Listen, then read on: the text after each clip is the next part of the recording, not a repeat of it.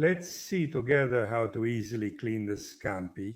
I'll show you two ways. The first, if you want to leave them whole, is to simply cut them in half lengthwise with a knife without completely splitting the shellfish. Then you'll need to gently open the shell a bit with your fingers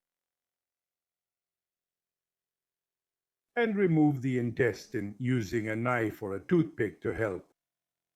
The second method, on the other hand, is used to completely clean the langoustine to get the meat out. So just detach the head by pulling it away from the body. Press the shell inward with your fingers and then gently remove the shell from the inside out, trying not to damage the meat.